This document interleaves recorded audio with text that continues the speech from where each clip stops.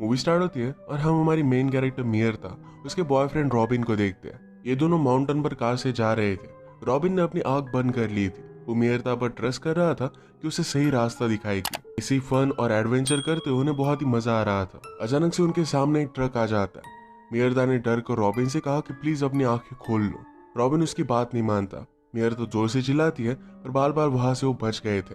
वो कहती कि तुम्हें किसी भी चीज को इतना एक्सट्रीम नहीं लेकर जाना चाहिए। रॉबिन के बारे में उसके पेरेंट्स ने उसे वार्न किया था, पर मियर्ता ने कभी भी उनकी बात मानी नहीं थी। रॉबिन ड्रग्स करने लग जाता है तो मियर्ता ने कहा कि तुम्हें इसे छोड़ देना चाहिए। रॉबिन ने कहा कि अगर मैंने तुम्हें कहा कि तुम्हें भी ये ट्राई करना चाहिए तो तुम नहीं करोगे, तो इस तरीके से हम एक दूसरे को ऑर्डर नहीं दे सकते। मियर्ता ने कहा कि मैं तुम्हारे साथ ट्राई कर सकती हूँ। पहले तो रॉबिन इसके लिए उसे मना करता है पर बाद में वो मान गया। रॉबिन ने कहा कि हम दोनों जब एक साथ हैं तो हमें कोई भी जुदा नहीं कर सकता, कुछ भी हो जाए, और फिर भी हम दोनों एक दूसरे के पास ही वापस आ जाएंगे। मियर्ता भी उसके साथ ही रहने का प्रॉमिस कर दिया। इसके बाद उन दोनों ने नशे किए और ड्रग ओवरडोज की वजह से दोनों की डेथ हो गई थी। रॉबिन का इस दुनिया में कोई भी नहीं था, पर मियर्ता के पेरेंट्स बहुत ही अपसेट हो गए थे।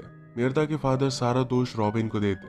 अगर उसकी लाइफ में ना होता तो ऐसा कुछ भी नहीं होता। मदर ने कहा कि हम मियर्ता को अकेला बरी नहीं कर सकते। उसकी अगर कोई लास्ट विश होती तो रॉबिन के साथ बरी होना यही होती। मदर की जिद की वजह से फादर भी मान गए और उन दोनों को बरी कर दिया जाता है। थोड़ा टाइम गुजर जाने के बाद अचानक से मियर्ता की ग्रेव टूट गई और वहां से वो बाहर आ गई।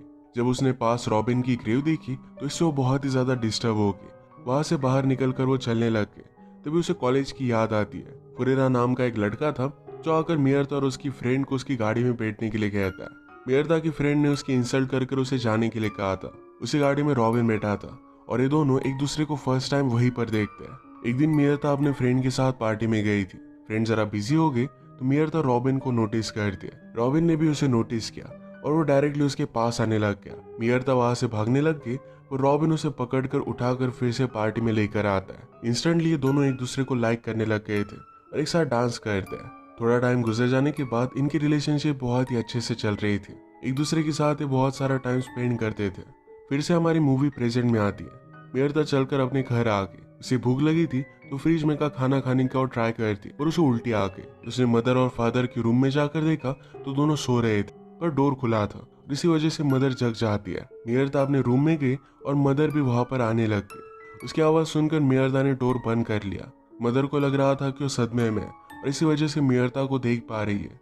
वो कहती कि प्लीज डोर खोल दो। मियर्ता ने डोर खोला तो मदर उसे हाथ लगा कर देखती है और मियर्ता वहां से भाग गई। मदर की आवाज सुनकर फादर भी वहां पर आ गए। उन्हें लगता है कि मदर ग्रीव में है और इसी वजह से उसे ये सब चीजें दिख रही है। मियर्ता जंगल से होते हुए जा रही थी तो बहुत सारे लोग टॉर्च लेकर उसे ढूंढने की कोशिश कर रहे थे। उसका नाम लेते और बाहर आने के लिए कहते। वो ट्री के ऊपर चढ़ गई थी और उसे कोई भी ढूंढ नहीं पाता। उसके फटे हुए कपड़े उन्हें दिख जाते। मियर्ता वहां से भागकर फिर से रॉबिन की ग्रेव के पास आई। वहां पर लिखा था कि तुम्हारा सफर पीसफुल हो, और ये मैसेज बेनाडांटी एक ऑर्गेनाइजेशन की तरफ से था। मियर्ता ने नोटिस किया कि अचानक से उसके हाथ काले पड़ रहे। वहां से भागे और थोड़ी देर में उसकी पूरी बॉडी पर वैसे ही ब्लैक मार्क्स आने लग गए थे। उसे बहुत तकलीफ होने लग जाती है। वो पास के कैफे में गई और वहां के वॉशरूम में उसने अपने नेल्स को चेक किया जो निकल रहे थे।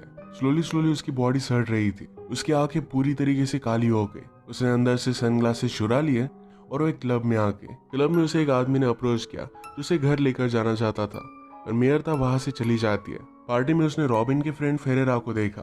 उसे पहचान लेता और उसे बचने के लिए फिर से उसी आदमी के पास वो वापस आ जाती है। वो आदमी कहता है कि चलो यहाँ से हम बाहर चलते हैं। पैरेलल में हम देखते हैं कि मियर्ता की मदर उसका ही नाम ले रही थी।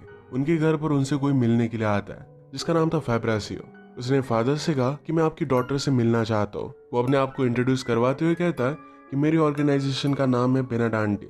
हम सदियों से ह्यूमंस को प्रोटेक्ट करते आ रहे हैं। मरने के बाद जो लोग वापस आते हैं हम उन्हें हंट करते हैं। तुम्हारी बेटी भी मरने के बाद वापस आ चुकी है। फादर को पुलिस ने कहा था कि मियर्ता की ग्रेव को किसी ने लूट लिया है और इसी बात पर वो बिलीव करते थे।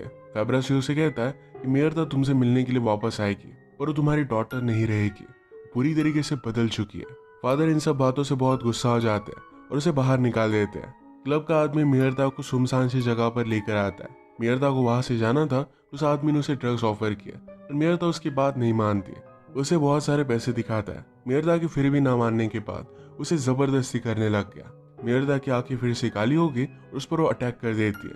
उस आदमी का खून पीने के बाद वो फिर से नॉर्मल हो गई उसकी आंखें ठीक हो गई और स्किन भी नॉर्मल हो जाती है। मिर्ता को फिर से रॉबिन की याद आती है। रॉबिन ने कहा था कि तुम्हें कभी भी किसी से डरना नहीं चाहिए। तुम इस वर्ल्ड में विक्टिम नहीं रह सकती, वरना लोग तुमसे सब कुछ छीन लेंगे। मिर्ता ने कैफे में से एक आदमी का फोन चुरा लिया और अपने फादर को कॉल करने का ट्राई कर दिया। उसे उनसे बात करने का करेज हो नहीं पाता। मिर्ता अपने कॉलेज के लिए अलग जगह पर रहती थी। वहां पर वो वापस आके घर की काउच देखने के बाद उसे फिर से रॉबिन की याद आती है। रॉबिन ने उसे कहा कि मुझ पर ट्रस्ट करो और हम दोनों कभी भी एक दूसरे से जुदा नहीं होंगे। मिर्ता ने कहा कि इन सब बातों की वजह से मुझे तुमसे प्यार होने लग गया है। इसके बाद वो दोनों इंटीमेट हो गए थे। मिर्ता वही काउच पर सो गए और थोड़े टाइम में उसके फादर अपनी गर्लफ्रेंड के साथ वहां पर आ गए। मिर्ता को अपने फादर के अफेयर के बारे में पता नहीं था। उसकी डेथ के लिए फादर अपने आप को दोषी मान रहे थे। वो गर्लफ्रेंड से कहते कि मुझे रॉबिन और उसके बारे में पता था, पर फिर भी मैंने उन दोनों के लिए एक फ्लैट लेकर दिया। मुझे उसे इतनी फैसिलिटीज नहीं देनी चाहिए थी। गर्लफ्रेंड ने कहा कि इसमें तुम्हारा कोई भी दोष नहीं है। मिर्ता की पर्सनैलिटी वैसी थी, जो हुआ वो कभी ना कभी तो होने ही वाला था, तो अपने आप को दोष मत दो। वो दोनों इंटीमेट होने लग गए थे और फादर इसके लिए मना करते हैं। गर्लफ्रेंड को मिर्ता की आवाज आई और देखने के लिए चली गई, तो मिर्ता ने उस पर अटैक कर दिया और उसे मार डाल दिया। फादर भी देखने के लिए आए तो उनकी भी वो पास आ रही थी, पर अचानक से घर में लोग अंदर घुस आते हैं। उन्होंने डायरेक्टली मिर्ता को शूट कर दिया। फादर ने उन्हें रोकने की कोशिश की, पर उन्हें भी वो मार डाल दिया। गोली लगने के बाद भी मिर्ता जिंदा थी।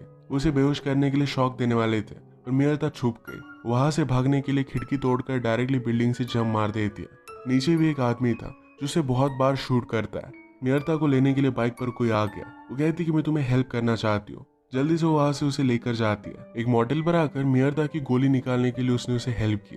मिर्ता ने कहा कि ऑलरेडी मेरी डेथ हो चुकी है, फिर भी वो लोग मेरे पीछे क्यों है। उस दूसरी लड़की के कैरेक्टर को मूवी में नाम नहीं दिया गया। स्टेला कहती को बेनाडांटी है एक ऐसी ऑर्गेनाइजेशन है जो हमेशा ह्यूमंस को प्रोटेक्ट करते हैं। इस सदियों से ये काम करते आ रहे। पहले वो विचेस, वैम्पायर, इन सब लोगों को हंट करते थे, उनमें हम भी थे। अब बाकी कोई बचा नहीं तो हम लोगों को ही हंट करते हैं। उनके पास बहुत सारे पैसे हैं, पूरे वर्ल्ड में उनकी ब्रांचेस है। अगर उन्हें कोई काम करता हुआ देख लेता है तो उसे भी वो मार डालते हैं। मिर्ता ने पूछा कि ऐसा हुआ कैसे। स्टेला कहती कि जब किसी की भी वायलेंट डेथ होती है तो कभी कभी वो वापस आ जाते हैं। वो भी मिर्ता की जैसे ही थी। एक बार कुछ लड़कों ने उसे जबरदस्ती की थी और उनके लिए वो भारी पड़ रही थी। उन लड़कों ने फिर वायलेंटली उसे मार डाला था। स्टेला ने वापस आने के बाद सब लोगों से बदला लिया और रात में स्टेला अलग अलग जगह पर घूमकर अगर किसी के साथ कोई गलत कर रहा है तो उन्हें वो मार डालती है। इससे उसकी भूख भी खत्म हो जाती है और किसी के साथ कुछ भी बुरा नहीं होता। अपने शिकार को बेहोश कैसे करना है, कैसे खाना है, ये सब कुछ स्टेला मिर्ता को सिखा देती है।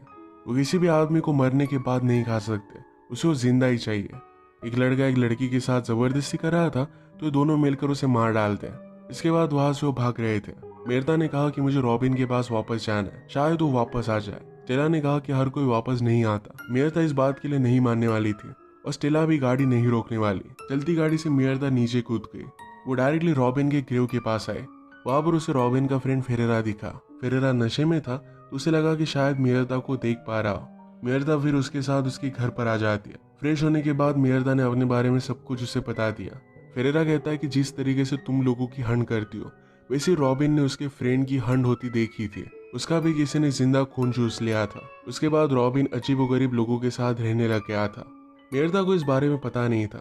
फेरेरा कहता है कि तुम रॉबिन की फर्स्ट प्रायोरिटी थी। उसके बाद ही बाकी कोई और आता था। उसका हाथ लेता है और उसने म्यूजिक चलाया। उसके साथ वो डांस करने लग गया। वो कहता है कि मैं बहुत टाइम से तुम्हें पाना चाहता था। उसे किस करने लग गया। मिर्ता कहती कि इसका अंत बहुत बुरा होगा। फेरेरा मानता नहीं और मिर्ता उसे मारने के लिए आ रही थी तो खुद अपना गला काट लेता है। स्टेला जिस जगह पर छुपी हुई थी वहां पर फेब्राशियो के आदमी आ जाते हैं, उसे मार मार कर और फाइनली शॉक देकर उसे बेहोश कर देते हैं। मिर्ता गुस्से में रॉबिन के ग्रेव तक आए। उसने ग्रेव को तोड़ दिया तो देखती कि अंदर कोई भी नहीं है। वहां पर भी फेब्राशियो के आदमी आ गए थे। वो भी मिर्ता को शॉक देकर बेहोश कर देते हैं। जब वो उठी तो बंदी हुई थी। फेब्राशियो ने कहा कि हम तुम्हें ऐसे ही मार नहीं सकते, तुम बहुत स्ट्रांग हो। तुम्हें खाना नहीं मिलेगा तो तुम्हारी बॉडी सड़ने लग जाएगी। हम तुम्हें बहुत मारेंगे जिससे तुम फास्ट मरोगी। तुम जैसे लोगों ने हमें बहुत तकलीफ दी है, पर तुम्हारे जैसा एक आदमी अब हमारे पास है। दूसरे रूम में से रॉबिन बाहर आता है। उसने मिर्ता को अनलॉक किया और अपने साथ वो लेकर गया। वो दोनों फिर इंटीमेट हो जाते हैं। रॉबिन कहता है कि एक ज़ॉम्बी ने मेरे फ्रेंड को मार दिया था, पर तब मैं कुछ कर नहीं पाया। फेब्राशियो ने मुझे एक गोल दिया। वो तब से उनके लिए काम करता था। वो कहता है कि जब मैं तुमसे मिला तो मेरी लाइफ की तुम सबसे ब्यूटीफुल चीज थी। मैं कभी भी तुम्हें खोना नहीं चाहता था। मिर्ता समझ जाती है कि उस दिन जब रॉबिन ने उसे ड्रग्स दिए थे उसे पता था कि उन्हें ओवरडोज होगा और मरने के बाद वो वापस आ जाएंगे। ये रियलाइज करने के बाद उसे बहुत बुरा लगता है। वहां से बाहर निकली तो स्टेला की चीखें उसे सुनाई देती है। वो आकर फेब्रासियो को मार देती है। स्टेला को जब वो लेकर जा रही थी तो एक आदमी उसे बहुत मारता है। वो जमीन पर थी और उस आदमी के पैर को उसने काट लिया। एक आदमी डंडा लेकर उसके पीछे आया, दूसरी का डंडा लेकर उसे वो मार डालती है। इसके बाद वो बहुत सारे लोगों को फाइट करती है। ये दोनों जल्दी से गाड़ी के पास पहुंचे, तभी रॉबिन उन्हें रोकने के लिए आ जाता है। रॉबिन ने कहा कि तुमने मुझे प्रॉमिस किया था, तुम हमेशा मेरे साथ रहोगी। मिर्ता कहती कि डिसीजन तुम्हें मुझे लेने देना चाहिए था। अब वो इमॉर्टल हो चुकी थी। रॉबिन कहता है कि गिफ्ट है। मिर्ता कभी भी ऐसा बनना नहीं चाहती थी। वो टेजर लेती है और रॉबिन को शॉक लगाकर बेहोश कर देती है। वो दोनों जल्दी से वहां से भाग गए। स्टेला ने मिर्ता से कहा कि तुम बहुत ही पावरफुल हो, तुम्हें अपने पावर्स का अच्छे से यूज करना चाहिए। जो लोग बुरा काम करते हैं उन्हें वो हंट करने वाले हैं। इसी के साथ मिर्ता अपना मिशन स्टार्ट करती है। अगर आपको एक्सप्लेनेशन अच्छा लगा तो प्लीज से लाइक और कमेंट जरूर कर दीजिएगा। बहुत सारी मूवीज लेकर आते रहता हूँ, तो प्लीज चैनल को सब्सक्राइब कर दीजिए और बेल नोटिफिकेशन आइकन देना मत भूलिएगा।